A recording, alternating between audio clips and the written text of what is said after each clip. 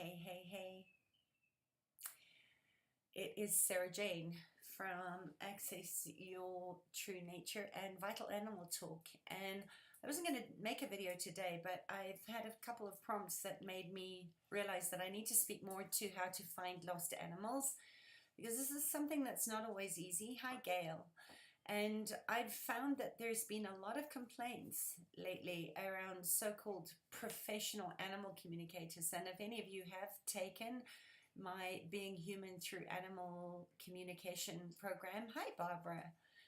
You'll already know that I've spoken about this before, and I think it's important for us to have a refresh because it can't do any harm. So if you're not currently on any of my paid programs, or you have previously studied with me or had sessions with me, I really invite you to follow your heart when it comes to choosing a practitioner, because I want to just share what my insight is on this, because I've received some disturbing emails, and in fact one came from my mentor of animal communications, Penelope Smith, who really was the best thing ever as far as opening myself up to the gifts that I had.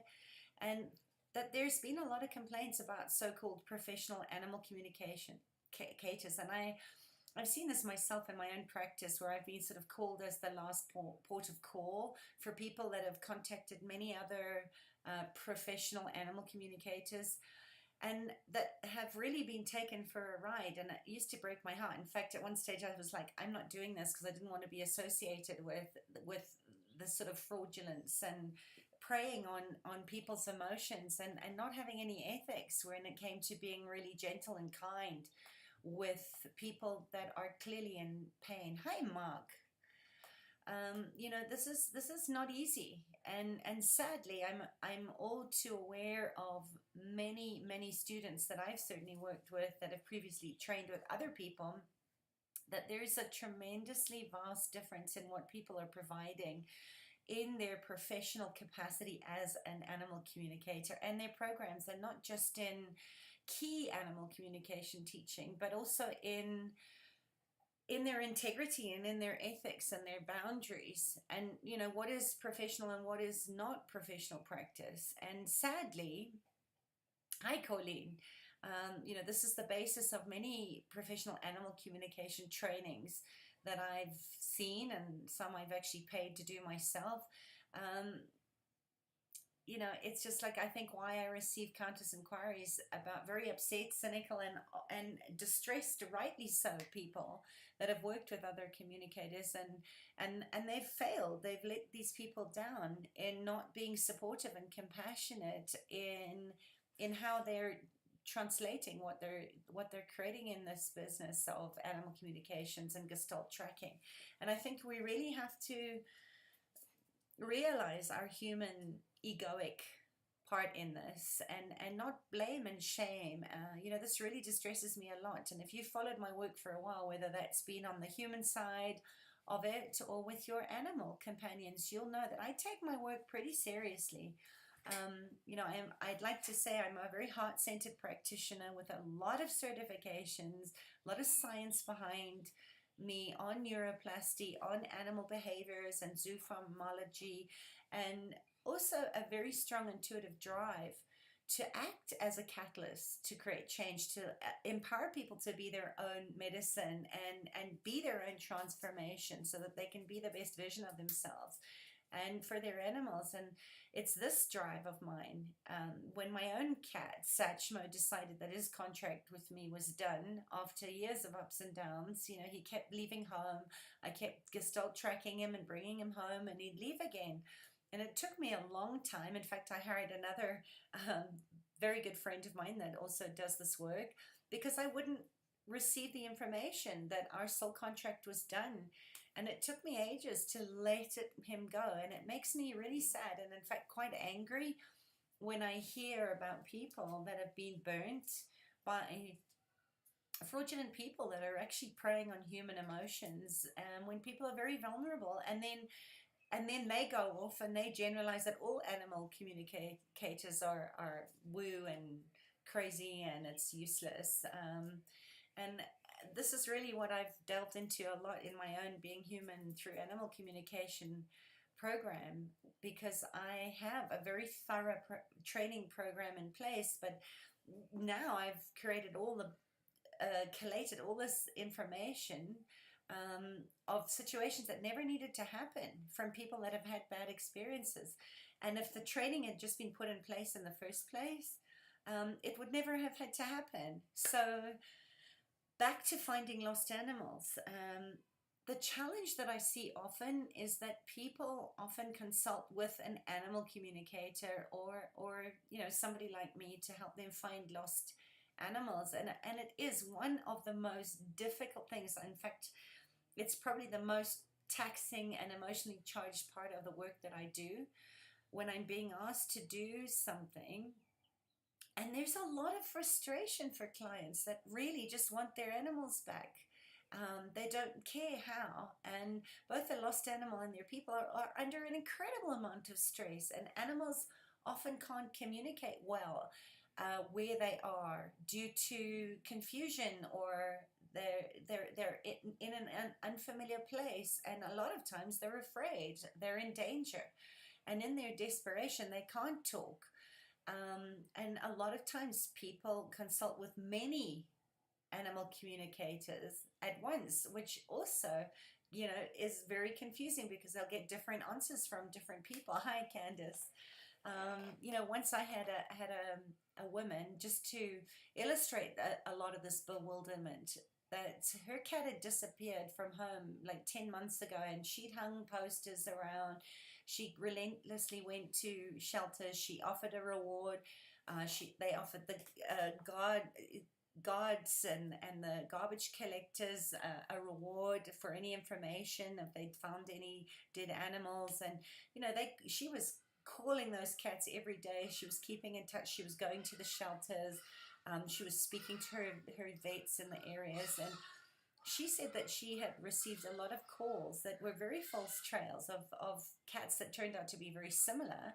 But one of the women that was feeding ferals had told her that she'd seen her cat many times, but when she went to the location, she never saw her cat, and that woman never saw that cat again either. And that was sort of at the point where she decided to call an animal communicator, and the first communicator that she got hold of told her that her cat stayed on the street in similar places that she'd already searched, and she was beside herself, and later she tried with an animal communicator who did dowsing, and he told her, it was a very sort of vague, wide description of a very big area to search, and he was like the first person who told her that the cat was in a house. So this lady was putting up posters in that area, and still there was just crickets. There was just nothing. And she tried a lot of animal communicators. One told her her cat was dead. Another one had said she was in a house with someone, and they were all giving different areas and different information. And another one said her cat was on the street. So she was very overwhelmed. She really didn't know what to think by the time she came to me, and she was pretty skeptical. But her desire to get her cat back or get some closure, it just kind of happened that she got referred to me by word of mouth by someone that I had helped, and we had a successful coming home with this person's dog, and she'd referred her out. So, the question that I get asked a lot is, how is it possible that all these communicators that this woman had paid had given her different versions in different places and different information, and how do you know what's the truth and what's a load of BS? And wow, I just want you to make you aware that there's many facets to the art of finding lost animals. And some of the insights that I've got in my gestalt tracking and in communicating with the animals themselves that are lost is that I really just want to empower the people that are missing their animals and love their animals to just take charge of their situation and ask questions, because oftentimes we just need to feel like we're doing everything possible to bring them home, and it's emotionally draining. And gestalt tracking is part of my practice that I've done for decades, and I've done hundreds of consultations.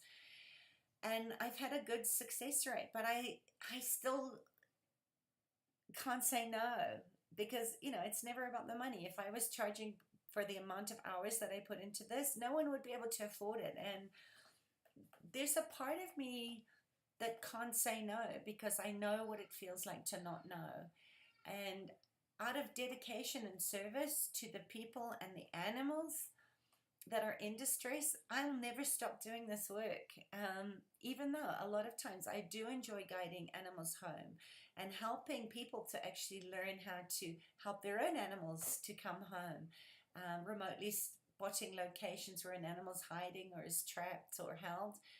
So that people can go there is the joy of it. But it's also very frustrating, to have to tell somebody that their animal is not coming back because they've decided to move on, or that their animal is dead. And I often find that just contacting animals with a very clear and compassionate focus helps the animals to come home within minutes and sometimes hours of that first connection. And I have a great success rate in finding animals that are alive. And even in one case, I'll never forget Cabby, this King Cavalier Spaniel. He was gone for over a year, and his people never gave up. They found him pretty much in the exact street that I had seen him in, and given him the information about who the people were that were with him, down to the details of the child that had taken this dog as her companion.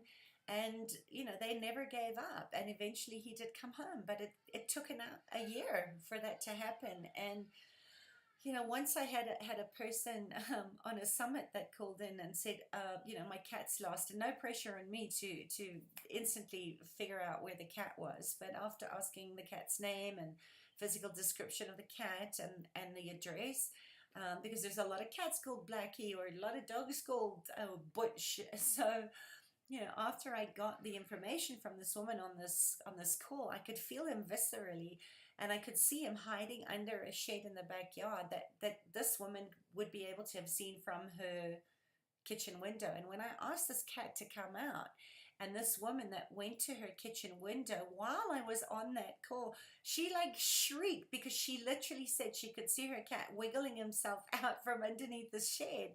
And it was like, sure, thank goodness on a live tele summit that ended well. But it's not always that way, and it takes a lot of patience. And I think a lot of what gets in the way, and I found that the chances of finding missing animals increases if they're lost for hours or days rather than weeks or months or years. And that the longer the time that they're away definitely adds a lot more confusing information into the mix, especially if the animal's been moving around, because he's trying to get back home. And also people's ideas about where the animal might be and their own emotional distress can be a big hindrance on getting clear connections with the animal in real time. The ideas, the pictures, the feelings of others that are sort of speculating or tuned in and communicating about the lost animal also muddies the whole energetic field about where the animal's location is. So I always ask people, when they do ask me to gestalt track their missing pets, that they stop hiring a million other people at the same time and just focus on the information that I'm giving them, and at least do the due diligence over 2 weeks. And to handle a lot of this upset and distress, I really ask people to really calm down at the beginning of my consultation, because of course they're emotionally charged and they have every right to be upset. So I always ask my clients to give me only the name, description of the animal, and the physical address, and the information about the initial disappearance, because not anybody's idea about where the animal can be are going to influence what's going on. And then I do my absolute best to energetically tune in. It's very visceral sometimes in my body, where I'll smell things or I'll hear something, and if they're hurt, obviously I do energy work on them to support them, give them some fast aid. But it is a little bit like hunting for a needle in a haystack. And of course, I constantly have to get my own projections and expectations about the outcome out of the way, so that I can really tune in and listen to what the animal is saying. So, if people's animals don't return home right away. I mean, I've had some really angry, distraught people that have made me feel wrong and shamed me or tell me how disappointed they were, even though they got their cats back or their dogs back. And I totally get it that underneath all of that, they're just hurt and they're just afraid and they're just desperate for more information. And it doesn't matter how many times I say, don't worry if you don't hear from me. It's not that I'm not actively looking.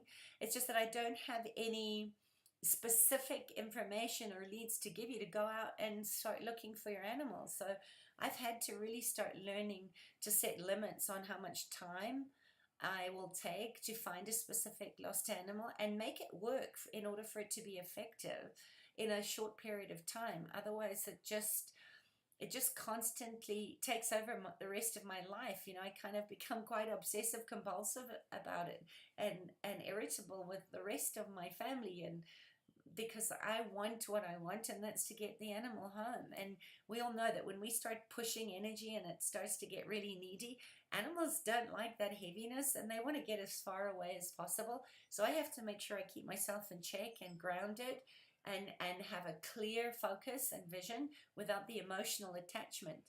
And you know, here's the thing too, I can't do the groundwork for my clients. It's about a commitment. It's about a two-way conversation that we're working on this together, and together we decipher what it could possibly mean, because the person knows their animal better than I do, and it's up to them to actually go out and physically go do the groundwork, because I'm often in a totally different country. So I have to get a lot more clear when I do a consultation by phone, and very clear that the client is willing to go and do the physical work, because it's emotionally difficult. And they're the ones that have to leave no stone unturned and go out and look. And of course, I wouldn't be human if I didn't doubt myself, if I didn't have reservations, because sometimes I do get incorrect information or I translate it differently, right? It gets lost in translation. And oftentimes I've had a cat that looks exactly like the animal I'm looking for, but it's not their cat. And most people appreciate the information that I give them, but it's after following these sort of incidents of people being pissed off, that I got a little bit cautious, even though my usual reservations are there and I get this gut knowing that the animal is dead. I'm nervous. You know, I once had a guy that said, oh, you know, his cat came home, and I'd said, no, your animal's passed. And he was rightly pissed with me because I'd caused so much upset and hurt and in grieving the loss of their beloved cat. This cat came home and he couldn't actually appreciate that, because he said, you know, if I'd hurt him this way, how much harm was I causing to other people in the same situation? So he couldn't appreciate that his cat actually came back, and he wasn't willing to forgive me for my mistake. That I made interpreting that whether his cat was dead or alive status. So it's not easy work, and I don't always interpret the information correctly. You know, I'm human, but I'm doing the best that I possibly can. And you know, I oftentimes when I have on occasion received anger or hurt, and it hasn't happened a lot, even when the person's got a good outcome. After hiring me to just track their missing cat or dog or horse. I've had some horses that have been stolen that we've successfully got back after, you know, many a wild goose chase. But it made me reevaluate my animal communication practice to whether I was indeed creating more harm than good, and if I actually wanted to do the work, because you know, it's not in and out in an hour. It never ends until we get closure. And you know, I probably would have quit a long time ago if I'd taken it personally. And I've sworn many times that I'll never do it again because it causes me a lot of distress, but I can't say no. So some people that are not familiar with my work, or energy medicine or animal communication or working with entities in spirit realms, they're not always ready to hear the harsh truth that their animals are ready to leave and fulfill another part of their soul contract or life purpose, or that they're happy with another family, which was the case with my beloved Satchmo, who'd been through so much with me. And when my daughter came, he was done. And it's not easy. to let that go. And it's not easy to accept that your animal is passed because maybe you didn't have time to say goodbye. You haven't got physical proof of the body. And it doesn't matter how compassionately or gently I can tell people that, and I'm really talking about the 1% here, that didn't maybe understand or honor the scope of this work. But it doesn't serve these people to relate these hard to accept perceptions that often can't be validated in the physical world. And I remember once I was asked to track a farm dog of one of my clients in the Cape, and when I did tune into this gorgeous little dog, he did indeed tell me that he'd been bitten by a snake. He wasn't in his body anymore. That was part of his contract, and he told me exactly where we could find his body. And when my client went there, he was there, and she was so relieved to find his body. But she couldn't see proof that she'd been bitten by a snake, because at that point his body had been eaten by jackals and hyenas, and his body was pretty decomposed by the time she got there. But there was just such deep relief that there was closure, and she got to take his body parts home and lay him to rest in her garden, where she planted a rose bush in memory of his beautiful companionship and what a great dog he'd been. And there was closure for her. So I think we need to remain compassionate, and when we're making contact telepathically, or when we're having spiritual attunement with a human or an animal client, as a professional animal communicator, I really do the best to listen deeply to all of it and honor the state of being, along with the truth of this person and the relationship that they have with their beloved animal companion. Because I think it's part of reverence. It's part of honoring the cycle of life and death and the deep relationships that we form with animals, to take time to find the words and the feelings, and give the support in the grieving that's going to comfort people, and also give them a sense of connection, a sense of hope that it matters, and no matter what happens, my dedication is always to the greatest service of all human beings, especially the kind humans, and to their animal companions. And that in my being human, I have to not listen to my head tripping or my inner saboteur voices, and really center myself from a place of not censoring or limiting the information that comes out. Because in the early days, I used to hold back a lot on that because it sounded totally insane or crazy, or it didn't make any sense. But fortunately, most of my clients, and I can say this wholeheartedly, that what I perceive, as crazy as it might be, we work together with that information for the best outcome possible for that animal to come back to his people. And I very much follow Penelope Smith's code of ethics for animal communications, interspecies communication, which really states that the goal of any consultation or workshop or lecture or animal communication or interspecies experience is so much more. It's balance, it's compassion, it's understanding, it's allowance, it's communion, it's reverence, it's grace, it's faith, and above all, it's trust of that communication between all beings. So when I consult or teach, I find that that we must always stay in our humanness and know that, of course, we're not always going to get it right.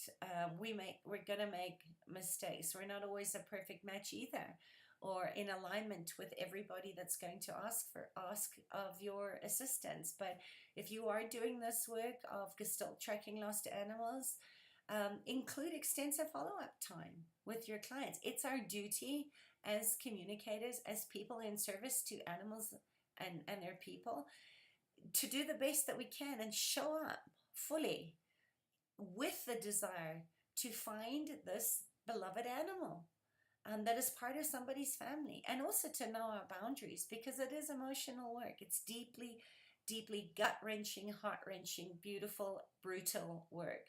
So, look at this. If you're about to hire an animal communicator, in assisting you in finding a lost animal or with behavioral issues or health issues. You know, I really encourage you to let the skeptic have its voice and ask questions and see if they're a fit for you. You know, there's so much about utilizing techniques, and for me it's really about building trust through the trust process before I even begin to ask animals, are you okay, or are you in your body, and asking them for specific details. One has to have a connection of trust, and I'm very sensitive in noticing those subtle shifts between energetic states and also spirit's connection with the physical body. And I use muscle testing. I have a huge power tool box, so I'll dowse if I need to, or I will use remote viewing. And I also ask my ancestral helping spirits and my animal guides and my spirit guides and that animal's guides to support me in helping me to find that animal and bring them back. You know, this is bigger than just one person, and shamanic journeying is a big part of my work because we have to honor life in the living and the process of soul contracts, and also the feeding cycle of death in how we guide animals home and if they want to come home. So I hope that this has given you a little bit more clarity into the subtle nuances of animal communications, and also the experience of the practice that really does demand the art of finding lost animals that many animal communicators don't offer as part of their services, because it's emotionally charged. It is work that never stops, and it's very difficult. You know, it's not an open and shut thing. It takes dedication and patience. And as long as there's an animal or a person out there that is asking for my help and assistance, I'm going to always show up and do the best that I can. So just remember, learn to calm your mind, learn to be open to a wider perspective so you can get much clearer reception in how you're connecting and communicating with your animal friends to come home if they want to come home to you and if they're able, and also to use the golden cord activation, which you can find on my SoundCloud account, where I really encourage people who are missing their animals to tell them that you're waiting as long as it takes for them to come home, and you are here to guide them home if that is what they're choosing. So if you would like to know more about this work, or how I work with animal communications and energy work for kind people and their animal companions or animals in the wild, drop me an email or let me know what you'd like to know about finding peace in the chaos and the calm, and also how to keep your animals safe and bring your loved ones home if they are missing. And just know you're not alone, and support is sometimes the one thing that we overlook because we think nobody would understand how we're feeling. And a lot of people out there say, well, it's just an animal. And if you've ever loved an animal, or you've never had children and your animals are your life, you'll know what I'm talking about here. So don't let anyone discourage you.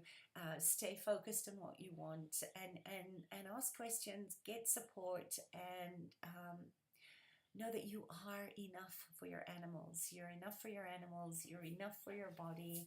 And just trust the universe has your back. All right. Lots of love. Bye. If you like this, share it, comment, and know that I'm here if you're feeling nudged to go deeper into this beautiful world of interspecies communication. All right. Bye.